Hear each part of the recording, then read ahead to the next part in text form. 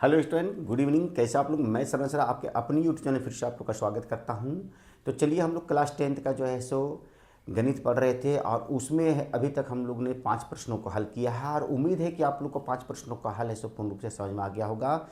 तो चलिए, आज हम लोग छठे प्रश्नों को हल करते हैं और आज भी उम्मीद है कि आप लोग से कि आप लोग को यह पूर्ण रूप से समझ में आएगा। तो छठा प्रश्न है क्या?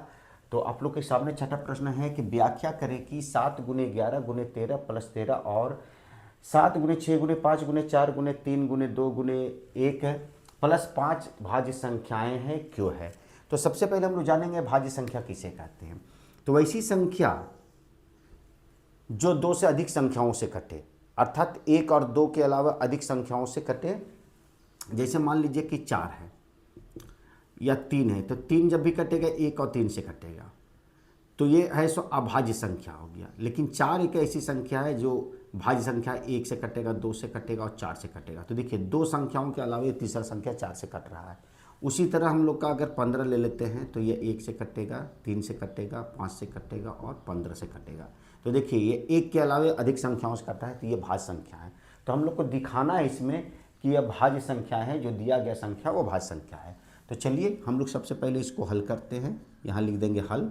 और सबसे पहले जो है 7 गुने 11 गुने 13 प्लस 13 को हम लोग जांच करेंगे कि ये भाज्य संख्या है कैसे।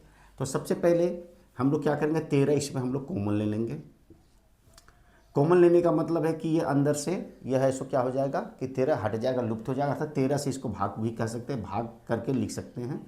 जैसे मान लीजिए 7 है गुने 11 है गुने 13 को 13 से भाग देंगे 1 हो गया, प्लस फिर 13 को 13 से भाग देंगे तो 1 हो गया।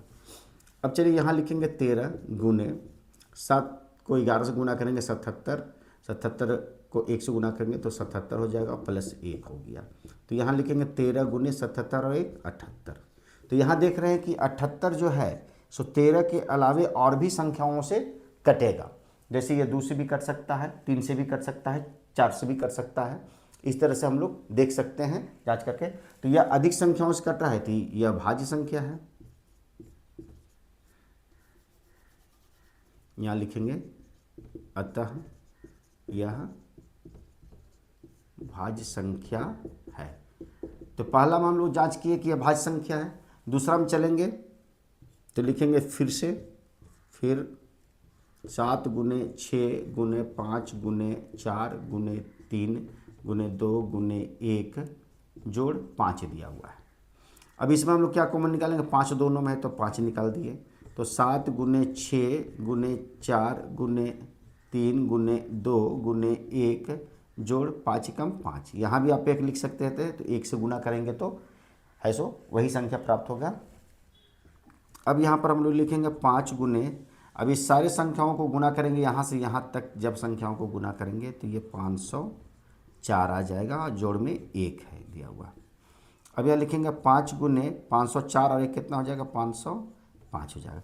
तो यहाँ भी हम लोग देख रहे हैं कि 505 जो है 5 के अलावा और भी संख्याओं से यह विभाजित हो सकता है, तो इसलिए यह भी भाज्य है। तो लिखेंगे अतः यह भी भाज्य संख्याएं है। यही हो गया व्याख्या हम लोग का। इसको लिख देंगे हम लोग आंसर।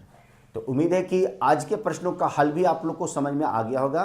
तो बच्चों, यदि आप लोग को यह पूर्ण रूप से समझ में आ गया तो मेरे लिए एक लाइक कर दे, शेयर कर दे। और जो बच्चे पहली बार मेरे इस वीडियो में बने हुए हैं और सबसे पहले मेरे इस चैनल को है सो सब्सक्राइब करें और बेल बटन दबाना ना भूलें, ताकि आने वाला नोटिफिकेशन आप लोग को समय से मिल सके और आप एग्जाम में अधिक से अधिक अंक ला सके। तो चलिए फिर मिलते हैं नए वीडियो के साथ, तब तक के लिए टेक केयर।